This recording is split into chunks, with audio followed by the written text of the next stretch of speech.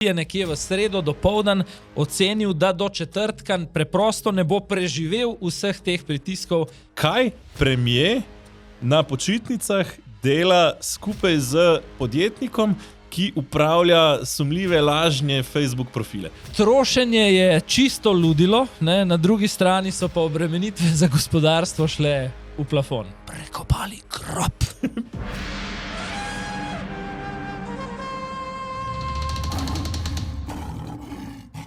Petek je in nihče vam še ni prepovedal tedenskega safarija. To je podcast za leve in desne, pa tudi leve in besne. Ja, in ta teden nas še posebej spremljajo senat KPK in odvetnik Roberta Goloba, pa tudi ajdovski župan, seveda Tadej Beočanin. Z nami so različnih barv ustavni pravniki, pa tudi obtoženi poslanci.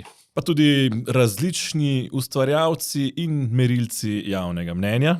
Zagotovo ima ta petek več časa kot običajno Erika Žnidaršič z ekipo oddaje Tarča. Ja, tako je, ne. Tarče namreč ni bilo včeraj na programu Televizije Slovenija, bodo pa lahko gledalci tedenskega safarija ekskluzivno pogledali v zakulisje tega, kar so ustvarjalci Tarče načrtovali. Ne. Česar ni mogla in smela Tarča sinoči, ne, zmoremo in upamo mi. Sicer pa, Peter, glede na vrtinec, v katerega nas vleče predvolilno dogajanje pri nas, dejva vseeno ne spregledati, da imamo vmes, odkar sva se zadnjič javila gledalcem, tudi zlato olimpijsko medaljo. Ja, in to ne katerokoli zlato olimpijsko medaljo, pač pa smo ostali edina država na svetu, ki ima zlato olimpijsko medaljo iz skokov mešanih skupin, torej dvojic moški, ženske. Tako je, še na drugih zimskih olimpijskih igrah zapored. Jaz sem pa pred to epizodo razmišljal, kaj si ta teden pri meni zasluži notranje politično zlato medaljo. Izbral sem dve, tehtam med dvema izjava nekega pravnika, ki jo pokaževa v epizodi, ki pravi, naj bojo obtoženi tiho, dokler na sodišču ne dokažejo nedolžnosti. Ali pa recimo danes čisto sveža izjava direktorice javne TV Slovenija, potem ko je Tarča nekako mrknila z običajnega četrtkovega sporeda. Ja, kar nekako golden izjave, ne bi lahko rekla. Morda pa začniva zdaj s to prvo, drugo. Prepovedano, ukinjeno Tarčo. Torej, Tarče sinoči ni bilo, bila je neke vrste mini Tarča na Facebooku, kjer so objavili dva zapisa, tudi o tem še bova, ampak na kratko, vodstvo TV Slovenija torej pravi, citiram, ni je bilo izključno zaradi nepričakovane odsotnosti v ekipi, beri bolniška Erike Žnidaršič, ekipa Tarče pa v Facebook zapisu pravi takole, dejstvo je, da je oddaja odpadla potem, ko so nadrejeni sporočili, da oddaje, kakršno smo sprva načrtovali, ne bo. In jaz osebno se pridružim uredniku portala zanima.me Roku Čakšu, ki je danes zjutraj to pokomentiral z besedami, mislim, da ni dvoma, komu gre verjeti. No, direktorica Televizije Slovenija Ksenija Horvat se ne bi strinjala s tabo, ne? Celo PR služba je klicala novinarje, da jih je opozorila, da je danes dopoldne, torej tik preden smo šli v studio tudi naju so klicali, ne? Izjavo za javnost dala tudi direktorica TV Slovenija Ksenija Horvat. Pogledamo. Tukaj smo zato, da ustvarjamo takšne televizijske vsebine, ki bodo v službi javnosti, v skladu z najvišjimi medijskimi standardi. Od vseh programskih ustvarjalcev pričakujem enako. Dosledno spoštovanje programskih standardov in poklicnega kodeksa. Nič več in nič manj. Ne bom dopuščala izjem, ne zanimajo me svete krave. Želim program v službi javnosti. S tem sporočilom se odzivam seveda na medijske objave, ki se napajajo tudi iz hišnih virov in jih ne morem označiti drugače kot insinuacije in laži. Namigovanje o domnevnih pritiskih na oddajo Tarča so natanko to, manipulacija in laž. Poudarjam, niti vodstvo Televizije Slovenija, niti uredniki v informativnem programu niso nikoli in tudi tokrat ne prepovedali nobene teme, ki bi jo predlagala ekipa Tarče. Torej, najprej glede teh svetih krav, ne, pravi direktorica TV Slovenija, ne zanimajo me svete krave. Človek bi mislil v predvolilnem času, da govori o tem, recimo Golob, Janša, skratka, ni nedotakljivih med politiki. Ne, ona ima za sveto kravo voditeljico Eriko in ekipo Tarče, ne, češ da se njim kot znotraj hiše ne sme nič reči, jih pokritizirati in da kršijo neke osnovne novinarske standarde. Ne. Potem smo pa slišali v nadaljevanju, mogoče še to za ozadje našim gledalcem, ne, zgodbo o tem, da je ekipa Tarče menda sprva načrtovala v ponedeljek oddajo o slovenskem podeželju, ukinjanju poslovalnic, bančnih, poštnih, okenc in tako naprej, ne. Pa je potem kot Erika Žnidaršič zapela, ne, in rekla, na vsak način hočem Janšo in Goloba v studio. Potem, ko je bilo jasno, to je bova kasneje povedala, da je tudi Gibanje Svoboda bilo o tem obveščeno, že vsaj 2 tedna preiskovala posle Darsa, Genija, lažne profile v korist Svobode in tako naprej. In tu je tista glavna razlika po mojih informacijah, ne, kjer zgodba direktorice ne drži. Kolikor vem sam, se je točno vedelo, na čem že najmanj 2 tedna dela ekipa Tarče. To so zgodbe hudo neprijetne za vladajoče Gibanje Svoboda, ne? In šele po pritisku, po pismu, ki ga direktorica ne zanika, ne? Po njenem pismu odgovorni urednici, je potem prišlo do sestanka, na katerem so silom prilike našli temo o podeželju, bankah in poštah, ne? In ko se je na koncu, ko so se glave malo ohladile, je ta ekipa za moje pojme pravilno ugotovila, da je bolje imeti nobeno tarčo, kot popolnoma benigno in brez veze tarčo. Pač. Ja, povemo, da to bi bila zadnja tarča tako. Pred parlamentarnimi volitvami, namreč v terminu tarče bodo zdaj v času volilne kampanje predvolilna soočenja, tako da tarče v tem smislu ne bo. Ne. Eriki Žnidaršič je direktorica očitala tudi, da je odklonila vodenje 2 od 8 soočenj, ne, pri čemer povemo detajl, katera soočenja so bila ponujena Eriki Žnidaršič. Eriki Žnidaršič, karkoli si kdo o njej misli, dajmo, ko govorimo o televizijah, pač gledati tudi na gledanost in številke. To je pač po gledanosti najbolj gledan termin in oddaja javne televizije, medtem ko vsi drugi trendi kažejo na veliko upadanje teh številk, ne? In potem so Eriki Žnidaršič v naboru voditeljev, s katerimi razpolaga informativni program, ponudili 2 zunaj parlamentarni soočenji. Zdaj, da bo jasno, ne, za tiste, ki morda ne vejo, ne, ker zunaj parlamentarno soočenje, to je res obskurna oddaja za posebne medijske sladokusce, ne, sem to 1-2krat gledal in to je res, to je tisto, ko se ti soočijo pravzaprav tisti posamezniki, ki iščejo tistih 5 minut slave in zato uložijo listo na Državno volilno komisijo, da dobijo pač teh svojih po domače povedano minut, soočenje, na katerem bojo pripadniki stranke Straža upili, da naj grejo ženske nazaj za šporget in potem bo Stevanovič razlagal karkoli že. Ne, celo mi socialistov ne bo zraven, verjetno po logiki iz zadnjega pogovora z opozicijo, ne, ampak taki in podobni so tam potem v tem soočenju. Pričemer na zadnjem soočenju, ki sem ga gledal, recimo pred prejšnjimi volitvami, zunaj parlamentarno soočenje,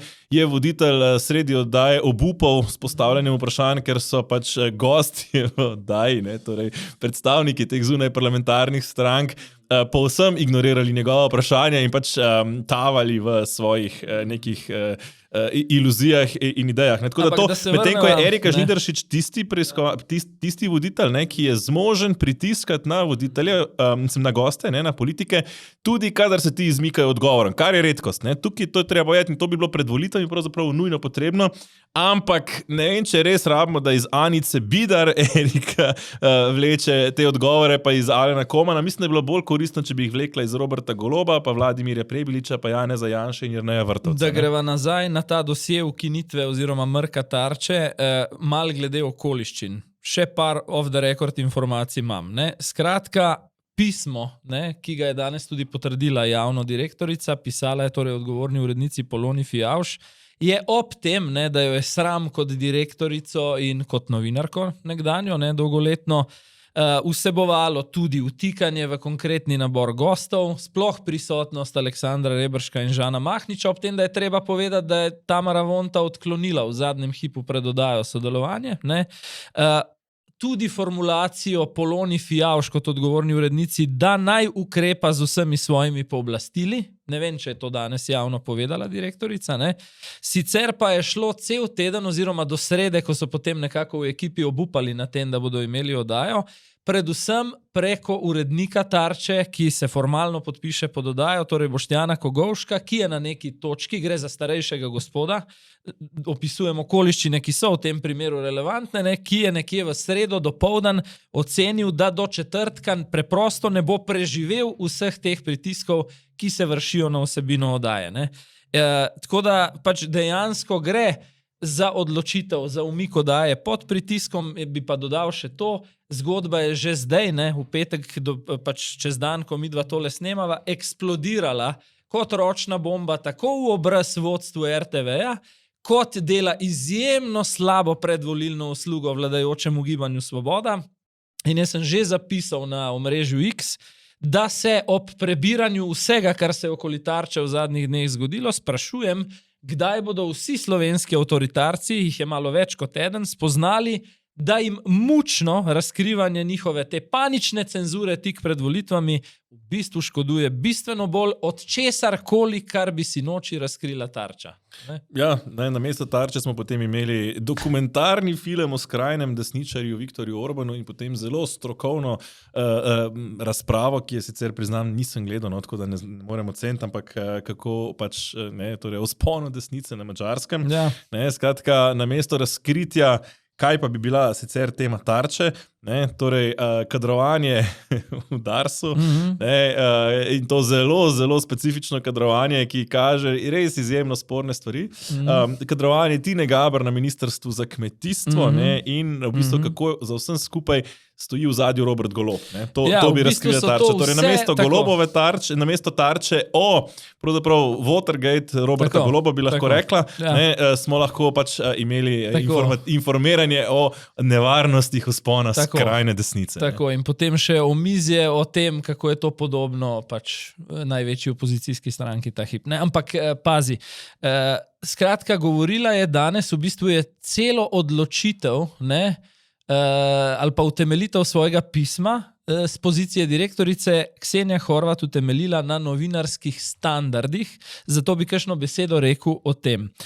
Poglej recimo pod blagovno znamko, to je tako opremljeno z neko grafiko, trenutek odločitve, to je predvolilni brand javne televizije, ne, potekajo že kar nekaj časa pogovori z voditelji političnih strank v Odmevih, se pravi v večernem terminu. Ne? In če vzamem samo ta teden, mislim, da je bil ponedeljek ali pa torek zvečer, nisem prepričan, Asta Vrečko z Manico Janežič Ambrožič in potem naslednji dan pogovor Anžeta Logarja z Tanjo Starič, je to ista rubrika, pa popolnoma različen format pogovora. Se pravi, imaš kramljanje na meji prijateljskega hihitanja za Asto Vrečko, in imaš Anžeta Logarja, ki mora biti od prve sekunde na zaslišanju v defenzivni drži, ne?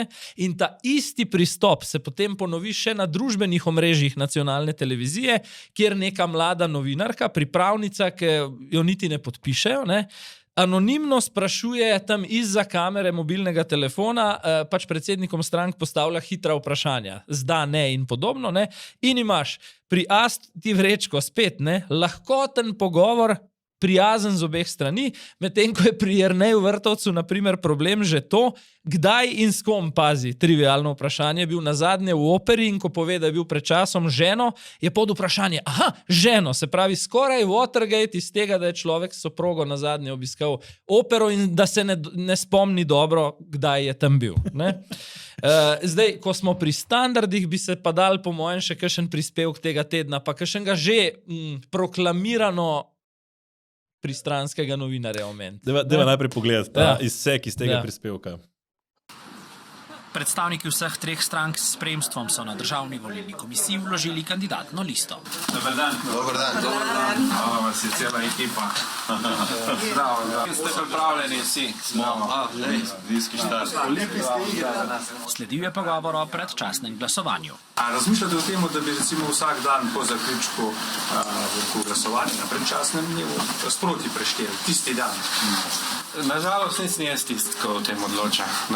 Ja, mislim, zdaj verjetno ste ugotovili in opazili, o čem je govora. Se pravi, ta okvirček, krogec, približana slika glavnega tajnika NSI, ne, ki pač reagira z grimaso na izvajanje Marka Lotriča. Ne. Zdaj, jaz sem tega vajen, pa tudi res sem bil dolgo po televizijah in sem vajen tega iz komercialnih formatov. Pričemer tudi Pop TV to počne bolj v nekem dokumentarnem smislu, kadar gre za pomembna razkritja, ko naprimer iščejo, ne vem, člane škaljarskega klana na ustanovni konvenciji resnice pri Zoranu Stevanoviću, ne.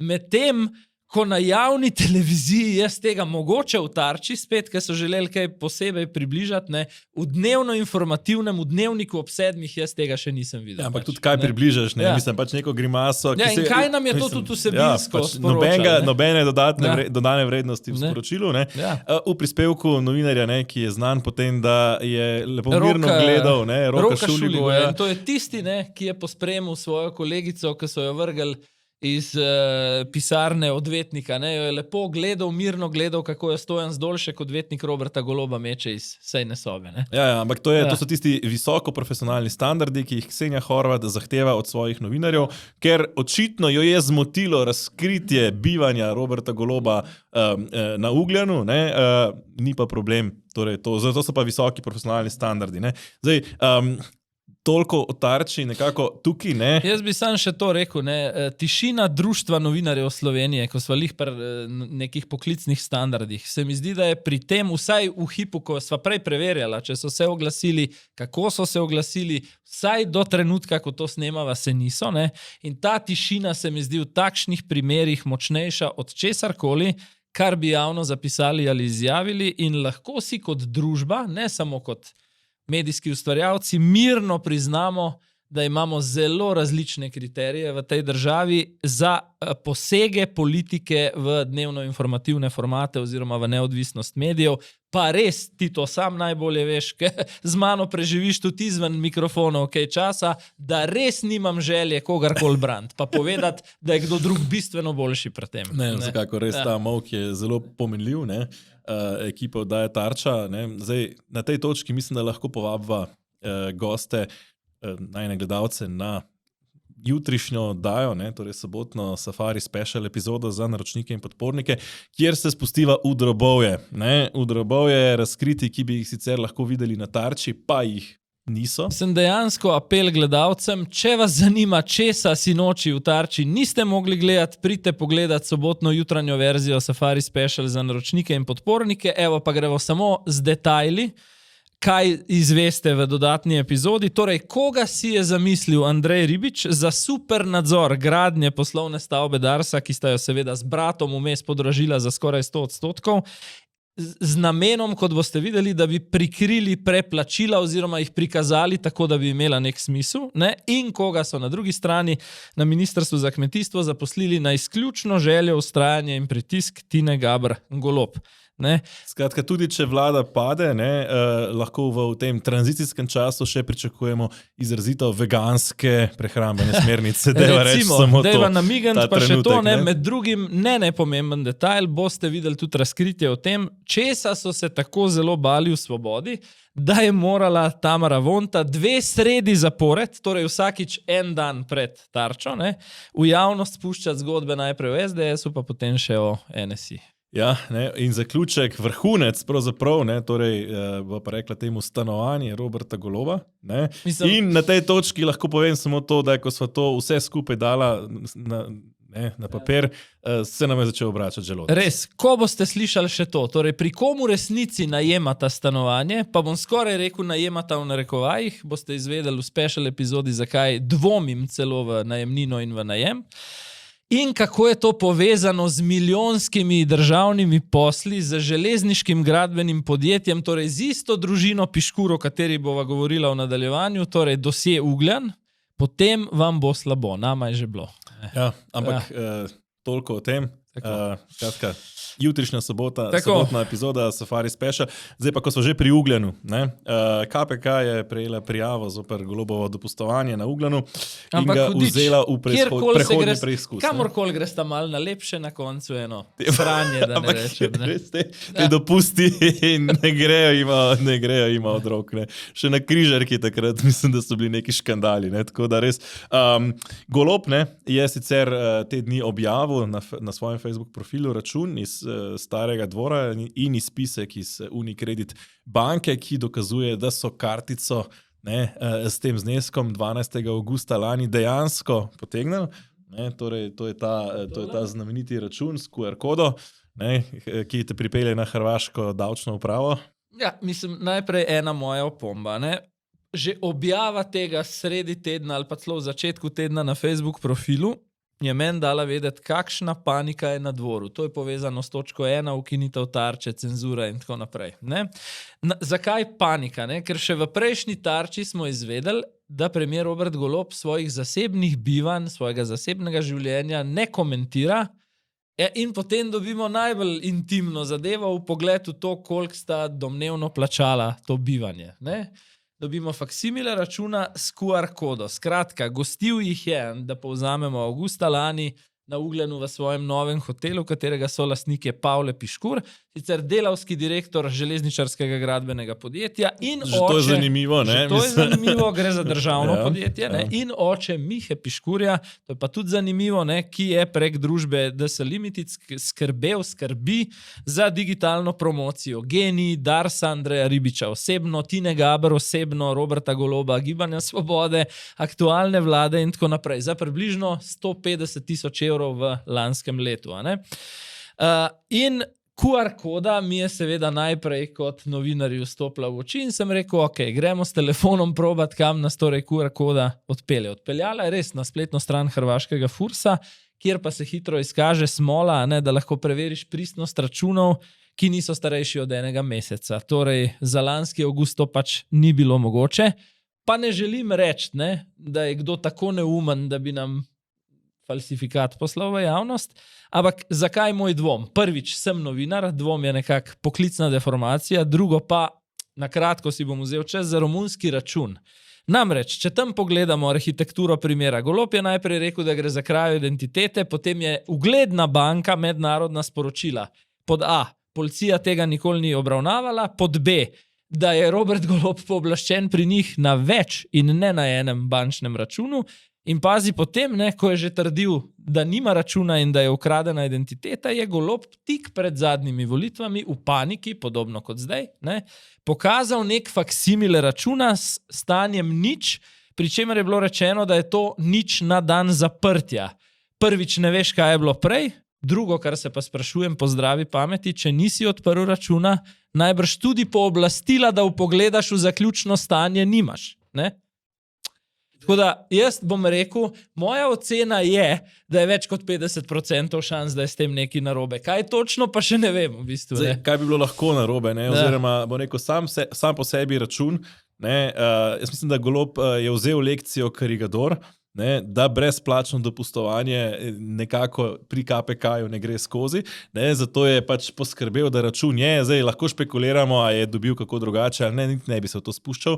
Ker se mi zdi bolj ključno vprašanje kot sam račun, je pravzaprav vprašanje, kaj premier na počitnicah dela skupaj z podjetnikom, ki upravlja sumljive lažne Facebook profile. Prvič to, pazi potem, njegov oče je pa hkrati delavski direktor podjetja, državnega podjetja, ki z drugim solastnikom tega istega hotela obilno posluje, ker mu ta drugi solastnik ugrajuje okna na državnem podjetju, in potem je zraven Robert Golob kot premier, kot najvišji predstavnik izvršilne oblasti v državi. Že sam to je zelo sumljiva situacija, že sama po sebi, in ko se človek vpraša, kaj torej bi delal Robert Golob z nekim direktorjem podjetja DC Limited, za katerega do prejšnjega tedna skoraj da nihče ni vedel. Ga je pa poznala Tina Gaber. To drži, so pa njegovi Facebook profili sumljivo, hvalili Svobodo pa Roberta Goloba.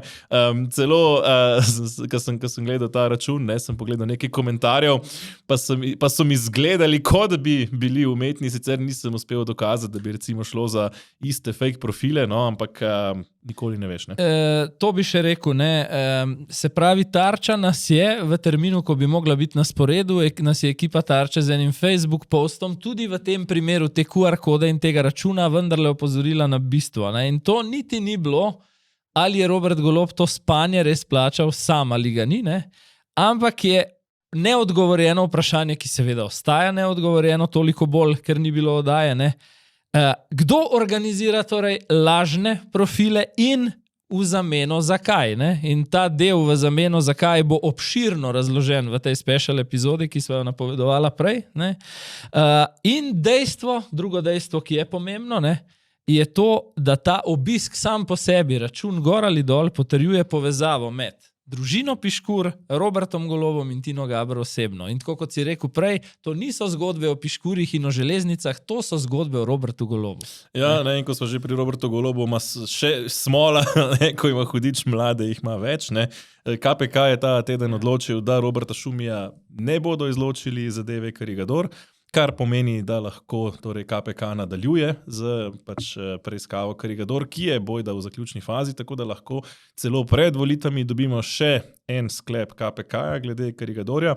Odvetnik sicer Roberta Goloba Stojan Zdolšek napoveduje, da se bo pritožil na upravno sodišče, kar pa odločanja KPK ne ustavi. Pazi, ne se idemo pogledati, na podlagi česa je Zdolšek skušal Šumija izločiti iz primera Karigador zato, ker je Šumi napisal javno pismo, ki sva ga in midva in drugi mediji so ga takrat povzeli, kjer je Goloba samo v diplomatskem jeziku opozoril, da se morda z institucijami, kot je KPK, Računsko sodišče, javno pogovarja malo drugače preko medijev, kot premier to počne. In to je bil za odvetnika Zdolška znak, da v bistvu ima Šumi osebno težavo z njegovim klientom in da je zato pristranski in ga je treba izločiti. Ne?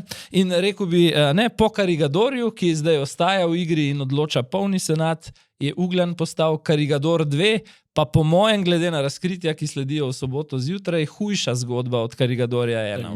Mislim, da precej hujša. Ne? Ja. Ampak, ko smo že pri KPK-ju, KPK ni dobil ta teden samo primera Ugljan, ne, oziroma Karigador 2, ja, ampak tudi začeli so na podlagi našega poročanja, ne, gre za tvoje prispevke na portalu zanima.me, ne, so odprli tudi zadevo Beočanin, da spomnimo, ne, opozorili smo na našem portalu zanima.me na sporno zaposlitev žene župana Ajdovščine, teda Beočanina, ne, na lokalni regionalni agenciji, kjer so razpis objavili med krompirjevimi počitnicami. Ne, zelo kratek čas. Tako, skratka, direktor je bivši županov svetovalec, oba zakonca sta tudi ista politična opcija, občina je soustanoviteljica agencije, kjer se je zaposlila in tako naprej. Skratka, iz KPK so nam potem sporočili, da na podlagi našega poročanja poteka predhodni preizkus, torej tehtanje nekako argumentov, znakov konflikta interesov in da nas o tem, kako bojo nadaljevali s tem obvestijo, mi pa seveda poročamo, ko bo kaj novega in če bo. Ja,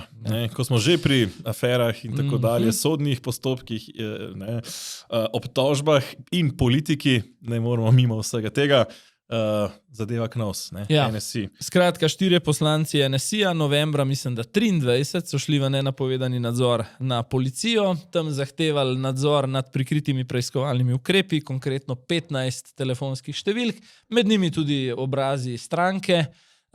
In zdaj, kar mene navdušuje po svoje, ni pa nič novega v slovenskem prostoru, je, kako je možno ta obtožni predlog, ne, videti pravniško na dva diametralno nasprotna načina, gre pa seveda za obtožni predlog, ki očita poslancem zlorabo položaja.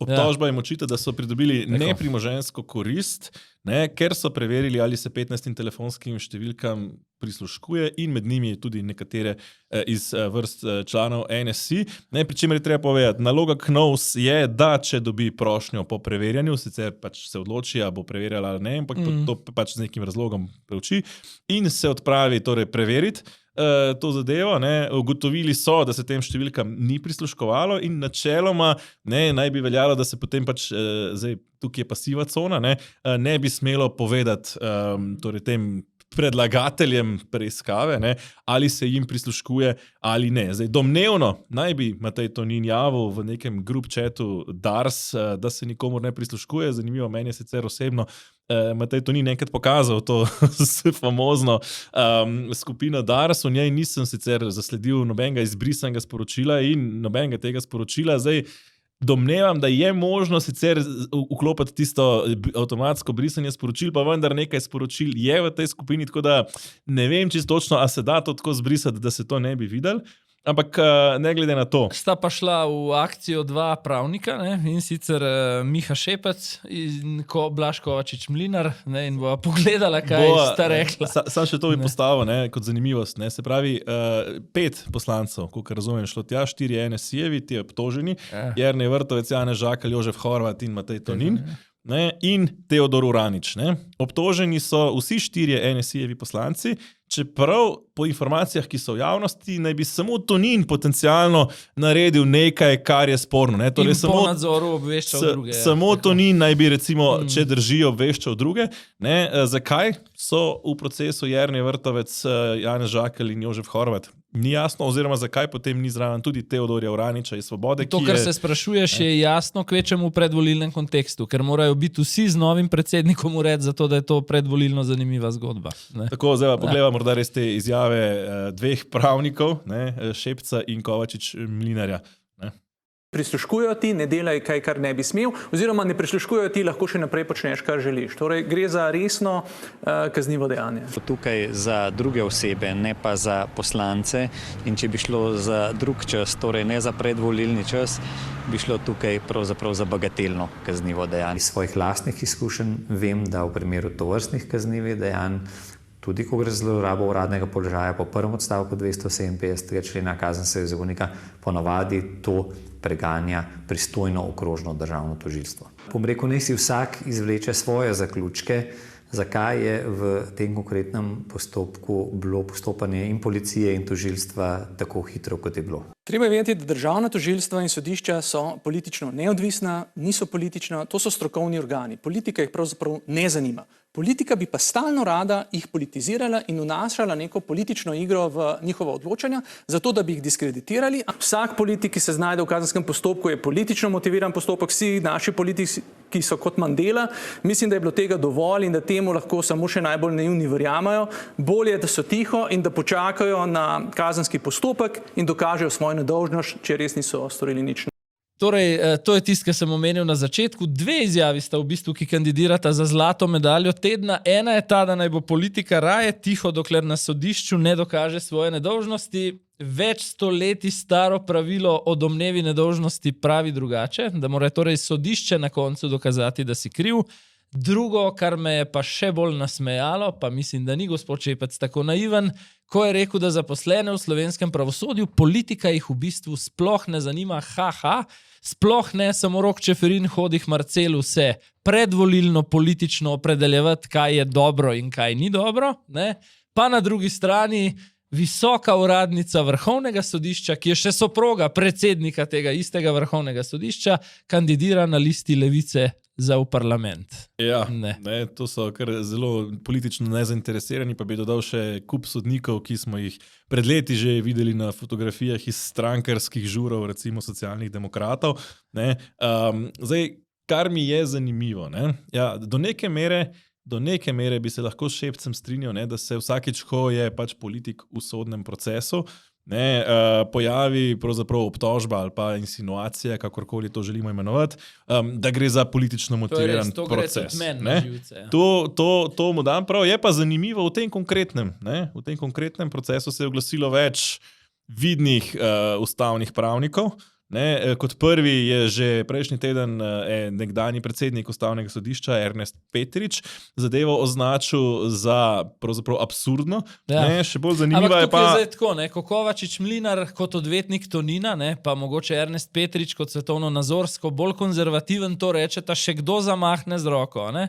Ampak zdaj imamo tudi neko levo mnenje. Zdaj, kar mi posebej zanimivo, ne, deklarirani levičar, ne, Matevž Krivic, ne, je poslal na več medijev pismo, ne, huda zloraba KNOVS v predvolilne namene, kjer zapiše, ne, da si sicer ne želi še 4 let vladavine Janeza Janše, zato si ne želi poraza Levice, čeprav ocenjuje, da bi bilo za Levico morda bolje, da bi izgubila, ker bi se hitreje prečistila. Kar najbolj cenim je ravno tukaj jasnost in iskrenost. V prvem stavku je napisal kot nazorski levičar, želim, da bi kljub vsem svojim slabostim vendarle zmagala Levica, ne?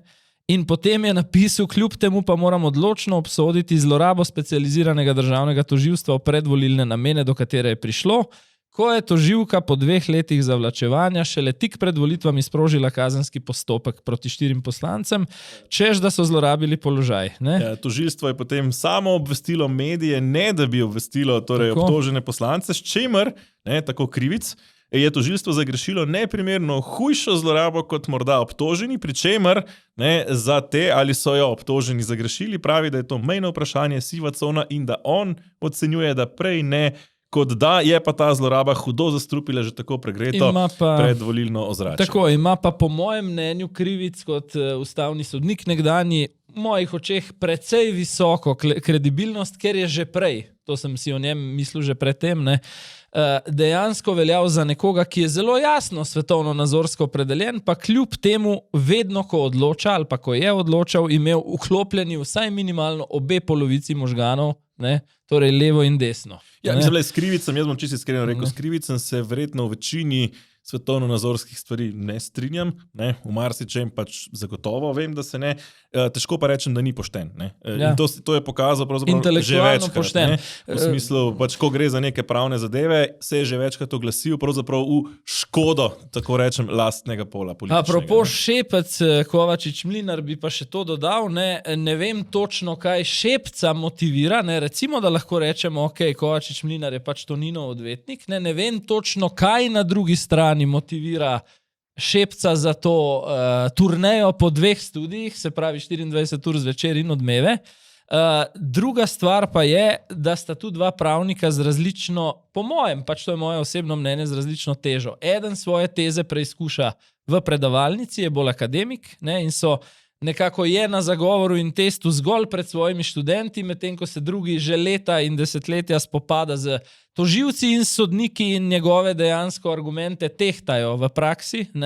Tako da že tukaj imam mnenje o argumentaciji. Jaz ne vem, mislim, jaz sicer ga cenim, večino, mislim, običajno se mi zdijo njegovi komentarji dokaj smiselni, tako da ne bi ga kar vrgel pod avto, ali kako se mi zdi, da je bil to odmik od njegove nekega izvajanja v običajnih razmerah. Se mi je pa že večkrat, posebej še, ko sem spremljal to oddajo, ampak že večkrat prej moram reči, se mi je utrnila misel ob tem, da se sprašujem, za katero funkcijo bo Miha Šepec v prihodnosti, bližnji prihodnosti verjetno kandidiral, ker njegova zelo velika pojavnost v studijih nekako to nakazuje.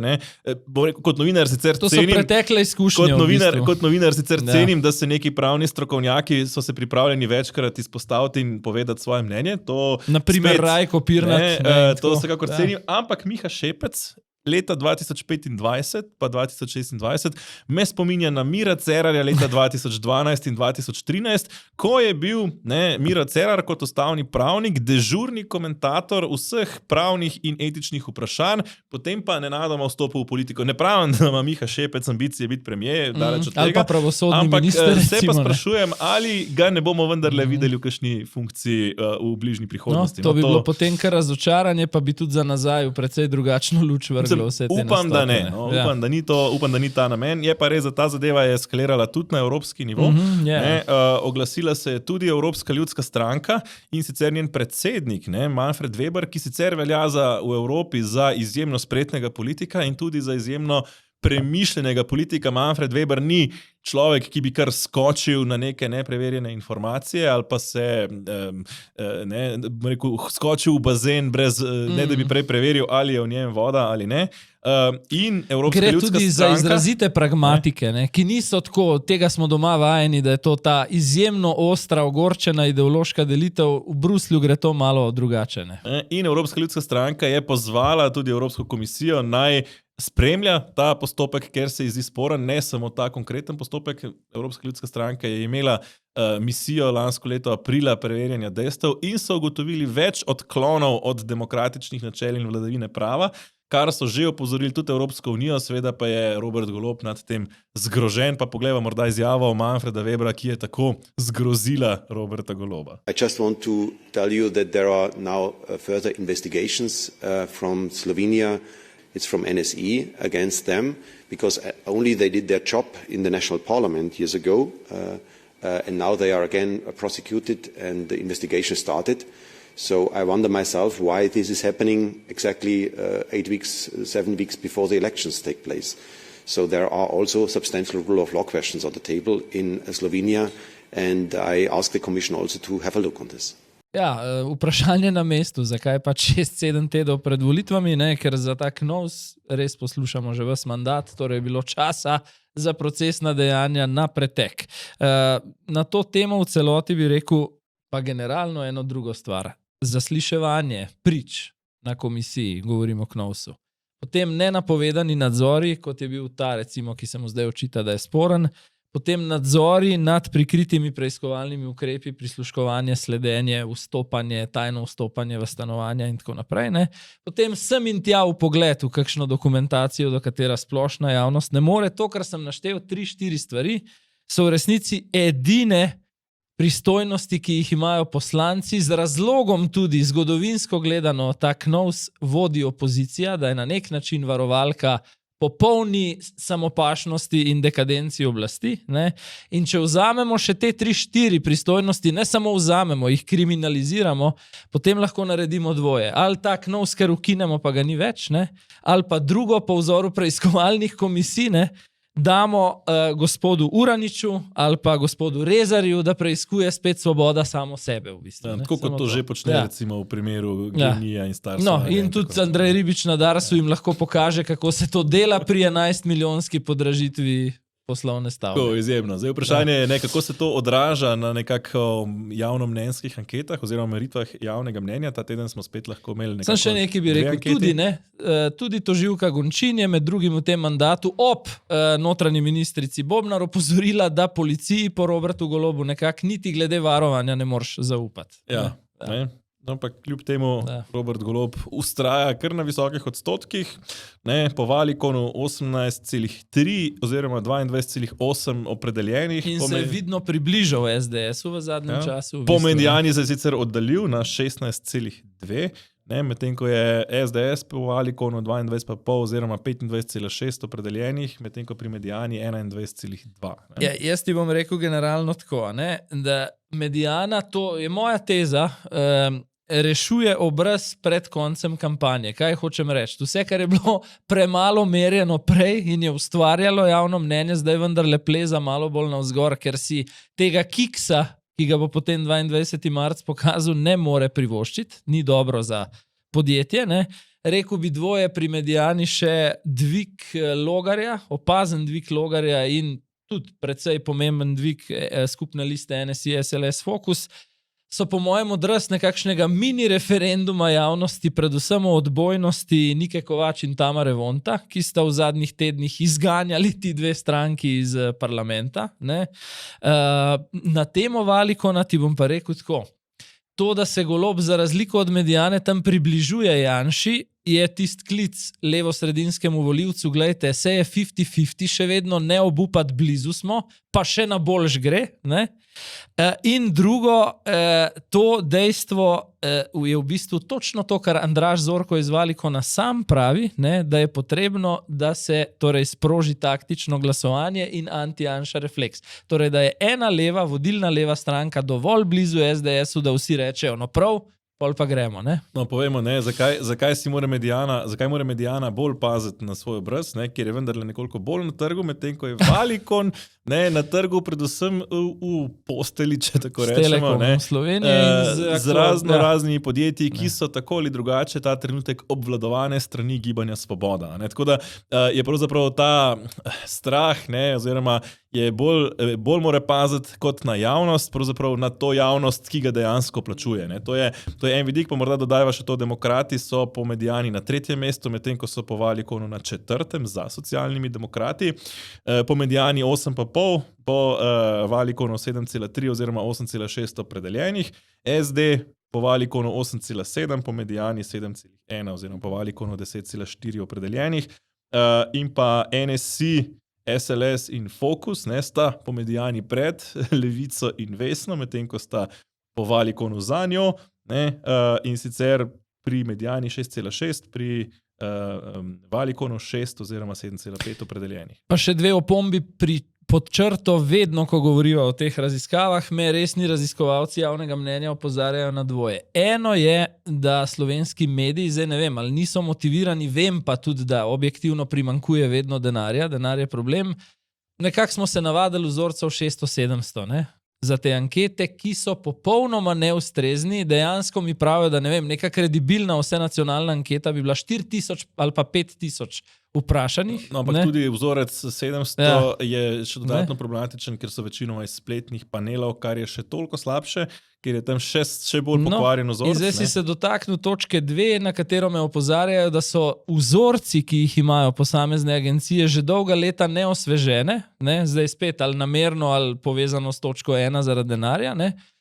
So dejansko tako zastareli, da potem agencije, in tukaj je po mojem polje zlorabe največje, ne, potem izvajajo tako imenovano obteževanje. Da povem gledalcem zelo na kratko, kaj to je. Torej, če se jim zdi, da je v tem zastarelem vzorcu, ki ga že dolgo niso prenovili, ena stranka malo preveč zastopana, torej malo preveč namerjena, jo umetno z neko težjo spustijo navzdol in obratno. Po domač rečen, to, da je Mediana namerila listi SD-a 7,1, ne pomeni, da je 7,1% ljudi dejansko reklo, da bo volilo SD, ampak je to prišlo šele po tem dodajanju uteži. Če sem pa res nesramen, je pa to tisti del, ki nekdo od zadaj reče, dej nared mi, da sem malo bližji Janši, kot sem bil. Ne? Ja, zdaj, morda še to, ne, res, kot rečeno, ne, te napadi, ki so jih bili deležni demokrati in NSI v zadnjem času, očitno delujejo pravzaprav kot kontraefekt, torej kot odboj, ne, oziroma mislim, da se kaže še ena druga stvar. Ne. Eno je to, ja, seveda dobro odbijajo napade, ne, oziroma ta razlika iz recimo časa 90-ih, ko so na desnici vodilno vlogo imeli, bom rekel, amaterji in naivneži. Zakaj to pravim? Ker pač pred letom 90 nekdo iz konzervativnega pola praktično ni imel možnosti v Sloveniji nastopati politično, ne, razen drugače kot v partiji, teh pa pač konzervativcev večina ni bila. Medtem ko imamo danes politike, kot je Anže Logar, kot je Jernej Vrtovec in tako dalje, ki so od malega odraščali s politiko, torej niso to več neki neizkušeni, prijazno, dobronamerni gospodje iz 90-ih, ampak skratka, ko jih dobijo na gobec, se odzovejo, pa dajo nazaj. Na drugi strani je pa, bom rekel, na levi, negativna selekcija tudi naredila svoje. Omenil bi v povezavi z anketami še eno predvolilno bombo, ki vidim, da se zelo bojijo. Eno so te ugljani postopki pred KPK-jem, Karigador 1 in 2. Ne? Drugo je pa opažam, in to pa spet se vprašam, kakšna korist je od tega, če sem jaz opazil, da Tanja Gobec že 4. v rubriki Politično gosti nekoga, ki brani Šutarjev zakon. Ne? To pomeni, da pričakujejo, da se lahko do marca tam stvari eskalirajo in eksplodirajo v nezadovoljstvu. Ne? Mislim pa na dvoje. Vzporedno na sodni proces, ker si slučajno zasledil v zadnjih tednih, da se kaj premika, da smo kaj bližje temu nedvoumnemu odgovoru, kdo je torej ubil Aleša Šutarja in kdaj bo za to odgovarjal. Tam se ne dogaja nič, ne? Poleg tega zanimiv detajl tega tedna, niti še ni dobro pogledala po pisarni, pa fikusa postavila v kot, ne?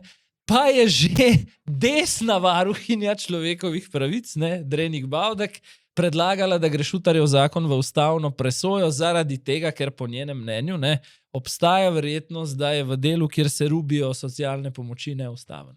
Ja, ta teden je bil predviden celo tudi protest Romov, najprej v Novem mestu, potem pa so ga napovedali za Ljubljano, ko niso dobili dovoljen. Ampak, ja, zanimivo je res. In bili so že vsi, veš, bil je, mislim, da ta svetovalec za varnost v kabinetu predsednika vlade, pomagaj mi z imen Vojko Vovk je bil, ne? Potem je bil generalni direktor policije, mislim, da celo oba, Jušić, dokler je še bil, pa Petrič, ko je postal, ne? In zdaj je bil še Brane Lobnikar, torej 4 gostje v nedeljskem večernem terminu, ki na vse pretege branijo Šutarjev zakon. Pol je že neki narobe. Mislim, da Robert Golob se boji, da lahko mu ta Šutarjev zakon pač eksplodira v obraz iz 2 razlogov. Prvič, ker je za leve problematičen zaradi njihove mirovniške drže v narekovajih, ne? In za desne, ker je očitno morda vendarle ne tako učinkovit oziroma vsaj slabo pripravljen. Ne? če že nekaj drugega. Ne? Okay. In zdaj greva na temo, ki bo pa zagotovo en del zelo pomembna tema v kampanji, ne? In to je, kako vlada v svojih socialnih eksperimentih, meni grede bi ponovil podatek, ki sicer ni nov, ne? Povprečna, če vzameš inflacija v tem mandatu, se pravi podražitve, ne, so bile tam 3%, na vrhuncu 4, zdaj smo okrog 2, ne, vlada je pa proračun navila za 40% glede na leto 2022, recimo. Stroške pri minimalni plači pa za 22%. Skratka, trošenje je čisto ludilo, ne, na drugi strani so pa obremenitve za gospodarstvo šle v plafon. Ja, ta teden je imela gospodarska zbornica krizno sejo in po krizni seji je sledilo soočenje Vesne Nahtigal iz gospodarske zbornice. Čemer nam je GZS povedal, da 66,000 delovnih mest potencialno visi zaradi novih obremenitev. 66,000 delovnih mest v 16,000 podjetij. To je podatek. Poglejmo, kaj ima na to povedati Luka Mesec. Da bom zelo direktna. Nobena resna in odgovorna vlada ne bi v tako kratkem času sprejemala tako zimskega regresa kot minimalne plače. Z tem smo prejeli v zadnjem pol leta praktično skoraj za 22% povečanje minimalne plače in nobena resna vlada take stvari ne bi naredila brez resnega izračuna in brez tudi resnih izračuna, kaj se bo dogajalo tudi v bodoče. Ja, gledajte, zdaj tukaj se pogovarjamo o 100 evrih, ne, več ali manj o vprašanjih ranga 100 evrov. Ponavadi se pa oglašajo kot nasprotniki dviga minimalne plače ljudje, ki 100 evrov ne pomeni nič. Če izpostavim enega, ki se je oglasil prejšnji teden, Petrol je rekel, da pri njih bo minimalna plača povzročila nenormalen dvig cen in tako naprej. Predsednik uprave Petrola ima mesečno plačo 28,000 evrov bruto in povprečen član uprave si na to plačo izplača še 70% variabile, kar pomeni, da en sam predsednik uprave zasluži toliko kot človek na minimalni plači v 3 letih. A veš, kako si jaz Luko Mesca v finišu te kampanje predstavljam? Cel dan brska po letnih poročilih, NLB pa Petrol sta nekje pri vrhu, išče te plače menedžerjev in potem cele dneve visi z Digitronom v svojem kabinetu ministra in preračunava to v bureke, v minimalne plače in tako naprej. Mislim, ta človek je lovc na menedžerje v bistvu. Ne? Mislim, kot prvo, toliko, koliko je bilo zavajanja v tej oddaji izrečenega strani ja, to je zelo pomembno, vse to bova vlušla zdaj. Tega že dolgo nisem videl, pravzaprav toliko hudo. Kot prvo, Vesna Nahtigal je opozorila, da se je v zelo kratkem času, v nekaj mesecih, strošek minimalne plače za podjetje dvignil za 22%, pri čemer je jasno povedala, da gre tukaj noter dvig minimalne plače, ki je 12%, božičnica oziroma zimski regres in dodatek za dolgotrajno oskrbo. Mesec jo je celo oddajo njej očital, češ, da zavaja. Kje ste dobili 22? Ker da je samo 11%, čeprav je 12%, približno, če zaokrožimo.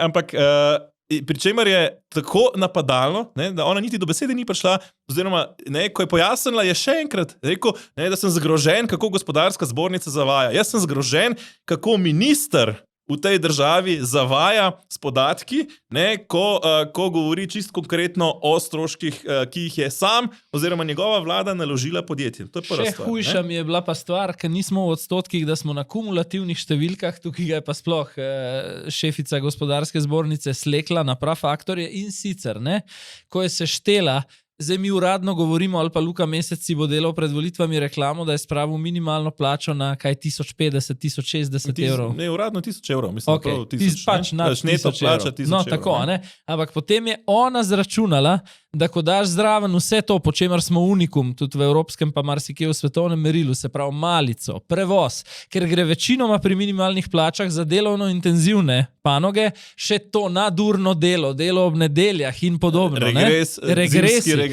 Pazi, res me je šokiral podatek in nisem bil pripravljen na to, da v bistvu danes ti nikogar v tej državi več kaj dosti pod 1500 evrov ne moreš plačati. To je pa halo, zdaj že resna številka v resnici. Ja, mislim, ironično pa tudi povprečna plača je dobrih 1500 evrov, zdaj ne vem, koliko je, če dodaš še, bom rekel, vse te malice in prevoze zraven, ampak ne. Tako da v bistvu mi praktično, ne, se to smo zdaj izvedeli, razlike med povprečno in minimalno plačo skoraj de facto nimamo več praktično. To je kot prvo.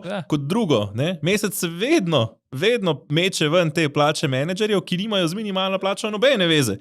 Minimalna plača, na kaj opozarjajo menedžerji, je strošek, ki ga ima podjetje, ki zaradi tega pač ne bo moglo biti enako konkurenčno, oziroma, če smo čisto realni, 66 000 delovnih mest je na ta način ogroženih. Seveda bo Luka Mesec rekel čez 2 meseca, nobeno delovno mesto ni propadlo, seveda, oziroma še celo potem gre on naprej zavajati. Ko razlaga čez 2010 leta, ko je Pahorjeva vlada dvignila minimalno plačo, je celo prišlo do gospodarske rasti, potem pa on stagnacijo zagovarja na druge ukrepe. Pri čemer je treba biti zelo jasen spet, kakšni so učinki, ki jih očitno ali ne razume, ali pa noče razumeti oziroma načrtno zavaja. Ne vem, ne bom špekuliral, kaj od tega, ampak nekaj od tega mora biti. Torej, zakaj gre? Ko ti dvigneš minimalno plačo in delavc takoj isti mesec ali pa naslednji mesec dobi višjo plačo, seveda se to posebej pri minimalni plači prelije v nekoliko povečano potrošnjo, ki se trenutku prikaže kot nekoliko višji BDP. Ampak, ker so ta podjetja zdaj manj konkurenčna na dolgi rok, pa sploh ni to tako dolg rok, leto, pol leta, 2 leti, 3 leta, postanejo nekonkurenčna, začnejo odpuščati delavce. In potem pa pade kriza. Seveda, Luka Mesec bo rekel, poglejte, gospodarski odboj sem jaz naredil, potem bo pa nekdo drug kriv za tisti padec, ki ga je to povzročilo, pri čemer je treba jasno povedati ljudem. Že danes prihaja do porasta pri cenah za približno 22%, ko govorimo o en kup cenah, ki se že dvigujejo, in verjetno jih sicer to čaka tik po volitvah, ker občine ravno zdaj preračunavajo, kaj to pomeni za vrtce, kaj to pomeni za domove starejših, in na marčevskih sejah bo ogromno občin razpravljalo o vrtcih, kar pomeni, da bodo aprila ravno po volitvah ljudje dobili za približno 20% višje položnice za vrtce. In kakšen je utrip na terenu zaradi teh volilnih bombonjer Luke Mesca, Klemna Boštjančiča, Roberta Goloba in ostalih, je pa zelo lepo ta teden v zadnjih dneh pokazal, jaz bi rekel, kar živčni zlom, breakdown, ki ga je imel mariborski podjetnik Mark Podgornik Verdel na družbenih omrežjih. Če zelo na kratko povzamem, kaj je zapisal. Zapisal je, da je njegov Mikropolo, njegovo podjetje, podjetje, ki zaposlenim nudi, pazi, neomejen plačan dopust, brezplačen zajtrk in kosilo, 35-urni delovnik, se pravi krajši od zakonskega, plačan fitness, in zdaj je zapisal, kar je preveč, je pa pač preveč, to ni socialna politika, to je že kretenizem. Ja, oziroma zaključuje svojo objavo, bom citat, ker je res sočen. Volite Mesca, volite leve, pa boste kmalu sami levi, ker si ne boste imeli več kaj dati v usta, ker bo gospodarstvo propadlo. Meni se to iskreno grauža, to ni socialna politika, to je čisti kretenizem. Tako, no in na vagon tega kretenizma se je, zakaj pa ne, poleg Luke Mesca, prav vajeni smo jih, da zdaj v duetu nastopata, najprej proti Blažu Brodnjaku, zdaj sta oba dva šla računat Petrol, očitno, in je seveda še Klemen Boštjančič kot minister za finance. Zdaj, zakaj, najprej pokažemo Boštjančiča, zakaj se je Klemen Boštjančič spravil na Petrol? Ker je Petrol opozoril, da za razliko od vseh ostalih trgovcev, ki bodo cene pač dvignili za teh 20%, so oni v tem zakonsko omejen, z uredbo. Je Petrol pač omejen in teh cen ne more dvigniti. Poglejmo, kakšen je odziv Klemna Boštjančiča.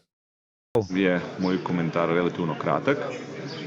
Pohlepne multinacionalke in naftne družbe bodo vedno stremele k temu, da lahko same določajo na eni strani cene in na drugi strani plačujejo delavce čim manj.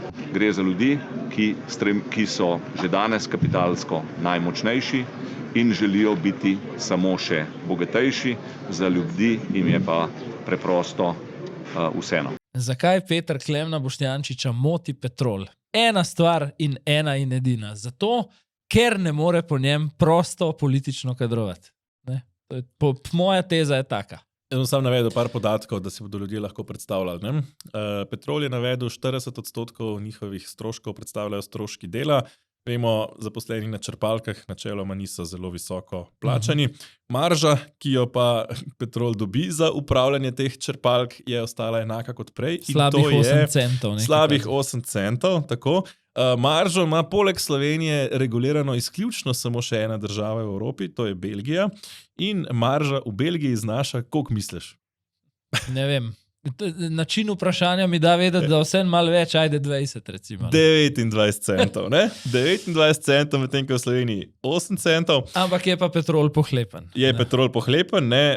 Ni pa pohlepna država, ki dobi 10krat več kot Petrol, torej država si vzame na liter goriva 81 centov davščin. Petrol pa 8, no? Tako. Petrol pa 8. Ne? Pri čemer, recimo pri avstrijski višji ceni goriva, avstrijska država vzame skupno davščin 75 centov, ne? Oziroma trošarine 40 centov, trošarine v Sloveniji 50 centov. Ne? Vse davščine na Hrvaškem so recimo 78 centov pri isti ceni. Ne, in trošarina 41, pri čemer treba vedeti, da ima Hrvaška 25% DDV, zato pri gorivu vzame več, ampak tudi drugje vzame več. Tako da ta požrešnost slovenske države, ne, oziroma Klemna Boštjančiča, jaz bom rekel, ne, tako kot Klemen Boštjančič pravi, vsi naftari bi radi sami določali cene in stiskali delavce in vlekali kapital, ne, rekel, vsi politiki, ne, bi radi vlekli visoke davke, zato da potem sami razpolagajo s tem denarjem. Veš kaj, zdaj, ko si tako lepo slekel ta politični bullshit, si me spomnil na v bistvu sinočni večer, ko sva bila z davčnim svetovalcem Ivanom Simičem gosta ene okrogle mize Obrtno-podjetniške zbornice. Tam je namreč Simič rekel točno to, kar si ti zdaj naredil, navedel podatke in ovrgel to manipulacijo. Je rekel, hudič je, veste, če se spoznaš, ker potem takoj vidiš, da te nekdo ves čas nateguje, ne? In to je zdaj to. Glede požrešnosti Petrola proti državi ali pa naše države v primerjavi s sosednjimi, bi ti pa iz tega druženja sam še eno anekdoto povedal. Ena gospa iz publike, domnevam, da gre za neko podjetnico, obrtnico, je rekla, ne morete reči, da ta vlada nima enega pomembnega dosežka. To je bilo v bistvu v debati z mano, pol že po uradnem delu in sem rekel, ok, kaj, ne? In je rekla, zelo uspešno je ljudi, običajne ljudi, nahujskala proti vsem, ki imamo kakorkoli nek svoj posel. Tako zelo grdo, kot nas na ulici gledajo običajni ljudje zdaj in s toliko zavisti, to pa je Gibanju Svoboda uspel, da je torej podjetništvo v Sloveniji psovka. No in potem moj odgovor nazaj pa je bil sploh ob takih mandeljcih, kot je tole, ne, ali pa ekonomistu Tajnikarju, ki bi kar utišal Brodnjaka, ker ima 25% lastništva države v NLB-ju, ne, sem rekel, gledajte, srečo imate, da ustavni sodniki hodijo na RTV politizirati k Marcelu, srečo imate, da so uradnice Vrhovnega sodišča kandidatke na političnih volilnih listah, ker potem kdo za vraga bo vam podjetnikom pred volitvami zaprl usta. Ne? Ja. Ob tem, ne, povejva še to, ne, ko si že omenil na tek. Torej, Luka Mesec je dvignil za 113 evrov neto plačo, minimalno plačo, in bruto plačo v bistvu dvignil za 204 evre. Ne, bruto, se pravi strošek delodajalca. Se pravi, 45% dviga minimalne plače v resnici pobere država, torej nekih dobrih 100 milijonov, če se ne motim. Bo Klemen Boštjančič pokasiral več od plač teh delavcev, ki so na minimalni plači, za katere jim je tako zelo mar. Prva stvar. Druga stvar, ko smo konkretno pri številkah. Ko se preseli ena uprava večjega podjetja, recimo Blaž Brodnjak je v najnem studiu tukaj to razlagal, gre za več milijonov prispevkov in davkov letno, ki se zdaj plačujejo drugje.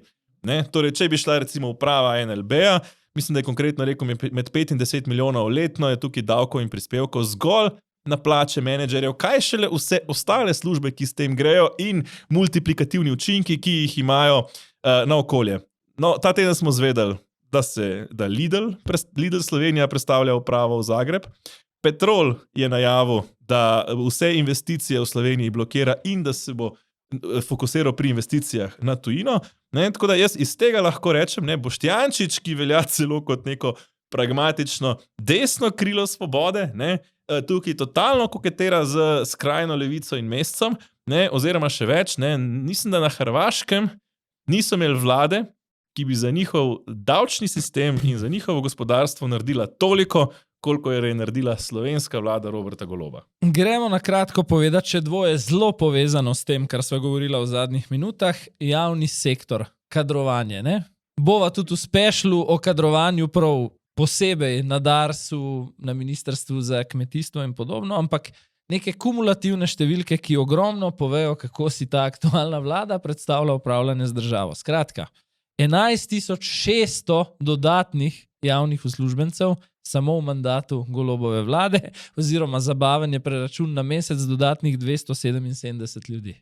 Ja, od tega 1500 novih delovnih mest samo na ministrstvih, spomnimo se, ko se je začela Golobova vlada, so vsi opozarjali, 20 ministrstv pomeni dodatne zaposlitve.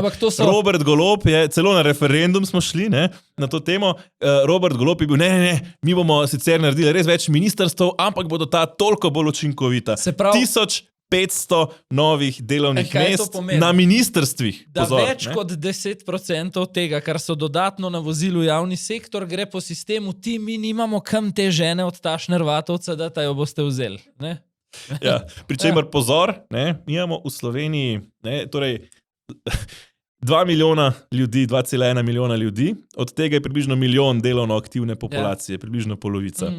Od tega milijona delovno aktivne populacije jih 256,000, torej več kot četrtina, dela v javnem sektorju. No in v čem je catch, se spomniš kongresa Gibanja Svoboda, tem ljudem Robert Golob pravi naši ljudje v javnem sektorju, ki smo jim zagotovili, ne? Božičnico pa pol še zgodovinsko minimalno plačo na 1000 evrov. Če smo začela z rekordi, ne, oziroma zlatimi kolajnami, ne, Robert Golob si zagotovo zasluži zlato kolajno po največjem razbohotenju javnega sektorja kadarkoli. In o tem nam priča tudi to, kar bova zdaj o zdravstvu povedala. Zdravstvo, spet, kar je par zanimivih podatkov, ki smo jih ta teden spet razkrili na portalu zanima.me. Hrvaška na prebivalca porabi 2032 evrov, Slovenija 3121 evrov. Kar pomeni strošek zdravstva na enega. Na prebivalca, na leto. Kar pomeni, da Hrvaška na dobre 3,5 milijona, mislim, 3,4 milijona, mislim, da po zadnjem štetju 3,4 milijona prebivalcev, ne, torej porabi za zdravstvo 5,58 milijarde evrov, Slovenija pa 5,95 milijarde evrov za 2 milijona. 400 milijonov smo dražji, skoraj pol manj ljudeh. Skoraj pol manj ljudeh, ali pa tretjino manj ljudeh. Pričemer ima Hrvaška več zdravnikov na prebivalca, več bolniških postelj, res da manj medicinskih sester in, kar se mi zdi pa najbolj pomenljivo, pol manjši delež nezadovoljenih potreb v zdravstvu. Tukaj govorimo v Sloveniji dobre 4%, na Hrvaškem 2%, po domače rečeno, dvakrat manj ljudi na Hrvaškem umre, ker niso dočakali pravočasnega zdravljenja. Ja, tako. Ja, mislim, spet bi rekel, samo hudič je, če se spoznaš in imaš številke, ki vidiš, da te nekdo... Ja, zdaj, če so pa od številk v kulturi. Tudi tukaj ne gre. Jaz mislim, v zadnjem času opažam, da se nobena od pasje procesije pa do osrednjega državnega praznika in proslave, nič več se ne odpre, ne da bi bilo v prvem stavku svobodna država, svobodni otoček. Kot da je to neko geslo, o katerem so se pred volitvami uskladili vsi, ki imajo kaj na kulturnem področju. Ja, Prešernov sklad je iz rok res, bom rekel, kulturnega akademika Muhoviča, ki je prej bil tisti, ki je pripravljal kulturno proslavo o Prešernovem dnevu, vendarle spomnimo, ta vikend, v nedeljo je bil Prešernov dan, ko se spominjamo slovenske kulture. In na proslavi je tokrat govorila nova, zelo neodvisna predsednica odbora Prešernovega sklada. Mimogrede gre za Zdenko Badovinac, kandidatko Levice na zadnjih evropskih volitvah. In mislim, da si lahko pogledal en izsek tega govora. V Sloveniji smo še vedno otoček svobode. In to tudi v veliki meri po zaslugi naše civilne družbe, ki je ena najbolj progresivnih v Evropi. Hkrati pa so tudi pri nas na delu tisti,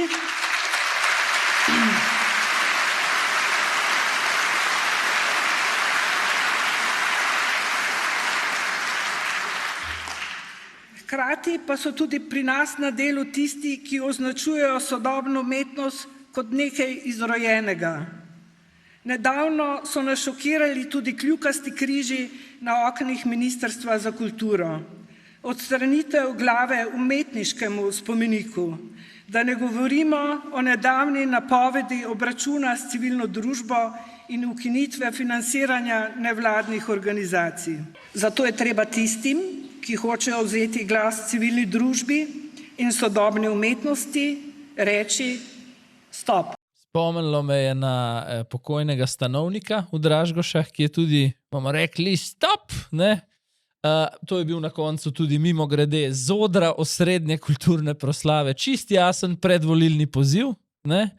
Ampak bi se na nekaj drugega vseeno sredotočil, kar mi je bilo mogoče celo najbolj zavržno v tem politično močno obarvanem in agitatorskem govoru, in sicer zloraba pesnika Srečka Kosovela. Namreč zakaj, ne? Zlorabila ga je prvič pred dobrimi 80 leti komunistična partija. Na kratko, zakaj? Kosovel je kratko živel, pri 22 je umrl. Sploh zadnje obdobje, zadnja 3 leta recimo življenja je bilo nekako v tekstih opazno, da se spogleduje z levičarskimi idejami, simpatizira s proletariatom, kritizira meščanstvo, ampak pazi, tukaj je zdaj bistvo, ga kritizira kot neka moralna dekadenca in razkroj, ne pa z tega političnega desno-levega vidika. No, in potem pride partija približno 20 let po Kosovelovi smrti in reče, da je bil to predhodnik socializma in da je v bistvu v svojih tekstih vizionarsko napovedal ta družbeni preporod, ki ga partija prinaša, skratka partijski pesnik, ne? In to je bila prva zavržna zloraba Kosovela in potem tukaj pride leta 2026 Zdenka Badovinac in še drugič zavržno partijsko zlorabi Kosovela, ki je očitno po njenem mnenju, citirala ga je, češ njegov vers fašisti grozijo na volitvah, je bil uporabljen, ne? In je v bistvu hotla nam očitno, jaz se zdaj sprašujem, retorično, ali nam je želela povedati, da je Kosovel v 20 letih minulega stoletja, torej 100 let pred nami, napovedal Roberta Goloba, Asto Vrečko in Luko Mesca in Zdenko Badovinac. Ne? Ja, pri čemer je kulturna proslava, ne. Zdaj, zabava me ta umetniški spomenik diktatorja, no? Tam je eden od vrhuncev, pa tudi civilna družba, ne? V smislu res... Ja, in tam je dobila takoj, ampak je bilo tako, ne? Na civilno družbo, ki je omenila v govoru, je bila tako tišina, pa je šel govor naprej, potem je pa nekdo v publiki, ne? Spomnil, dajmo na civilno, dajmo Niki, pa je nulu zaploskati in je pol dobila en aplaus. Ja, ne, pri čemer, če so že pri Kosovelu, ne? Pa njegovem opozarjanju na dekadenco, ne, in na očitke njene moderne kulture, ne, če že to ni kultura, spomnil mogoče na en primer, ki ostaja neraziskan. Sam še to rečem, videl sem to proslavo kot drugi del podelitve Slovenka leta 8. marec. To je v bistvu bilo nadaljevanje nagrade Niki Kovač. No. Tako nekako, ne. Ja. Daj, če se navežem torej na njeno moderno kulturo, ne, Dušan Smodej, ne, to je ta vrhunc moderne kulture, fotopap, ne, še vedno pravnomočne obtožnice zoper njega ni. Po neuradnih informacijah se nahaja nekje v tujini in naj bi na vsa uredništva, na katera bi to morda kdaj v preteklosti opozarjali, ne, pritiskali krogi, ki se gibljajo okoli fotopuba, to pa vemo, da so točno te isti krogi, ki se sicer strašno radi zgražajo nad Epsteinom in nad sprevrženostjo tujih politikov, ki so pač hodili Epsteinu in tako dalje. Čeprav je bila samo vest, kjer smo v bistvu povzeli zapis Matica Munca, ne, znanega socialnega delavca, ki je opozoril na to, da nas je leva kulturniška elita kar nekako navadila, da fotopub so what, ne, je bil to eden bolj branih tekstov dejansko na Zanima.me v minulem tednu, kar kaže, da interes javnosti, da se taki primeri raziščejo, obstaja še kako. Ne? Ja, in ko so že pri politiki in medijih, ne, politiki kulturnega ministrstva. Tukaj se bo pa malo nasmejala spet. Mislim, zdaj tukaj gledalcem lahko povemo, ne. Mi smo se prijavili na... Letos je Asta Vrečko najavila, da bo več denarja za medije. Rekordno denarja za medije. Pa smo rekli, zakaj pa ne. Zakaj pa ne. In smo dali prijavo za tedenski safari. Smo rekli, to je en projekt, ki bi ga lahko Ministrstvo za kulturo financiralo v okviru medijskega razpisa. Spisali smo prijavo. Preden začneš. Ja. Mene zabava, da niso rekli, da smo za nič.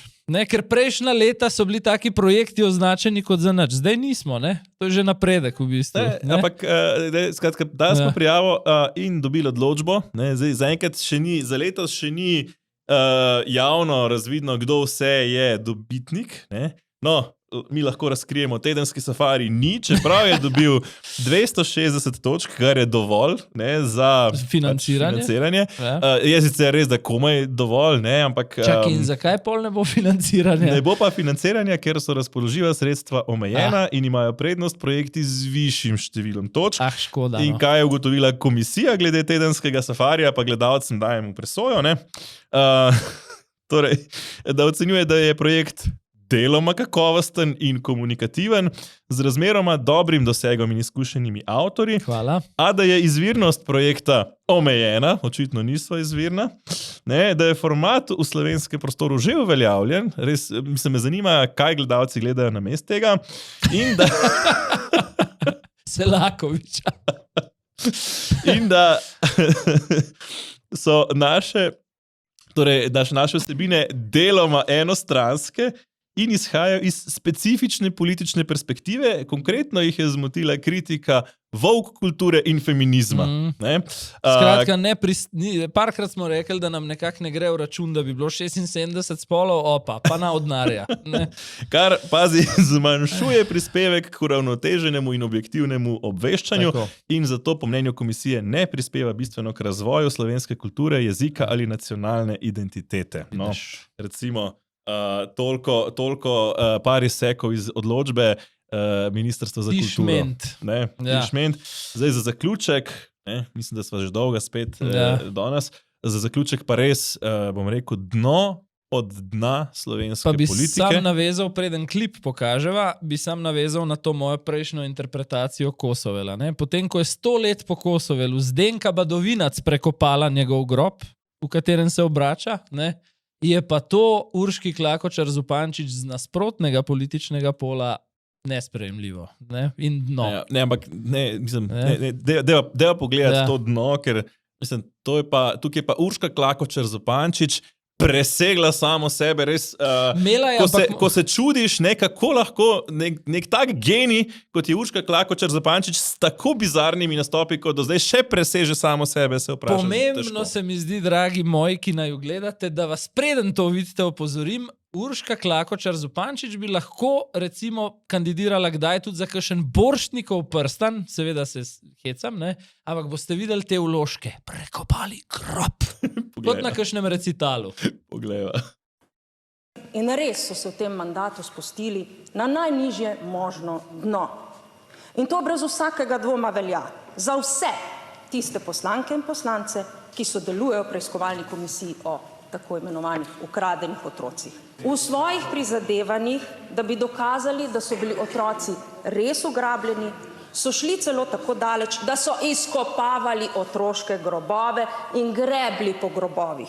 Zato, da bi na žalosti in stiski staršev kovali svoje politične dobičke, so, spoštovani državljanke in državljani, res izkopali grob. In edino, kar so brez dvoma, oziroma edino, kar je bilo brez dvoma ukradeno, je bil večni mir teh otrok. Kako ste vi in ostale mame doživeli te besede Urške Klakočar Zupančič? Boleče, zelo boleče. Mame so že tako prizadete, ker iščejo resnico, pa do te ne morejo. Po besedih spoštovane predsednice Državnega zbora pa so bile sem še bolj razočarane. Pričakujemo, da se tema ne poriva nekam v ozadje, ampak da se mamicam pove resnica. Če je otrok živ, kje je? Če je umrl, kje je pokopan? Zdaj smo videli izvajanje Urške Klakočar Zupančič, ki je, to sam fusnota, bolj v rubriki zabavno, še pod prejšnjo točko proslave, ki je po Prešernovi proslavi zablestela, pa ne bom tako zelo, kako bi temu rekel, vulgaren, kot je bil njen outfit, zablestela z pomanjkljivo obleko in pomanjkljivim spodnjim perilom ta teden. In pomanjkljivim občutkom za kakršnokoli dostojnost. Zdaj spomnimo, zakaj je šlo. V parlamentu obstaja preiskovalna komisija. Celo Urška Klakočar Zupančič je sama mamam, ki so se na njo obrnile, obljubila pomoč. pred časom, preden je nastala komisija. Zdaj pa je to kar naenkrat moti. Gre za kaj gre. V času Jugoslavije je prihajalo dokazano v Bosni, pa mislim, da še v Makedoniji ali še v eni izmed republik, do tega, da so v bistvu v porodnišnicah kradli otroke oziroma jih zamenjali z nekom drugim načrtno, v smislu in na ta način pač oduzeli materam otroke. Tudi v Sloveniji imamo zgodbe, lahko si gre ljudje pogledati, nimamo časa, da bi jih zdaj povedal, ampak so res pretresljive zgodbe, in vse možne nepravilnosti, kaj se je dogajalo.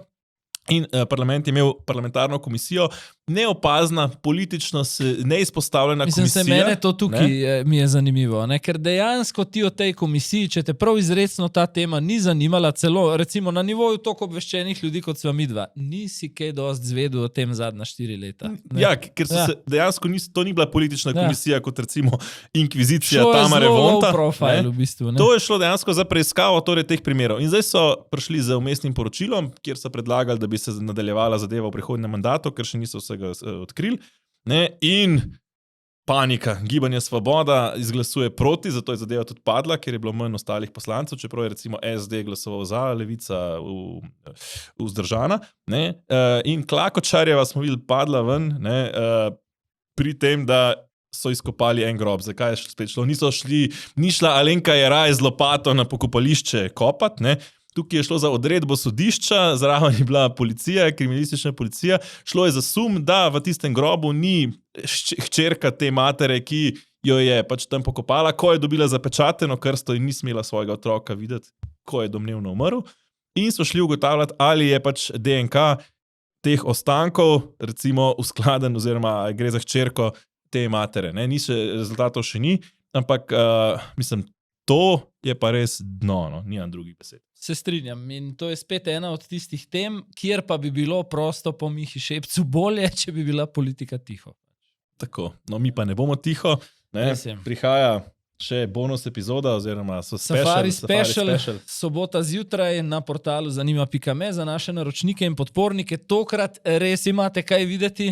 Vse, česar sinoči, se pravi v četrtek, niste videli na Tarči, razkrivamo v posebni epizodi. Dobili smo zgodbo o Darsu, dobili smo zgodbo o zaposlitvah na Ministrstvu za kmetijstvo. Zraven pa izveste, in po mojem je to dejansko, kot si omenil v redni epizodi Golobov Watergate, tudi zgodbo o tem, v čigavem stanovanju točno, torej plačujeta najemnino, domnevno pač par Gaber Golob, in kaj ima to z milijonskimi posli na slovenskih železnicah, kjer pa zanimivo je med delavskimi direktorji tudi Pavle Piškur, pa smo pri Ugljenu. Ja, in Cugelokni. Tako da, česar vam ni mogla in ni smela povedati Tarča, torej objavimo v soboto zjutraj. Safari Special, se vidimo, pa tudi sicer ne zamudite naših prihodnjih epizod. Do prihodnjič, pa lep pozdrav in nasvidenje. Držite se, imejte se lepo.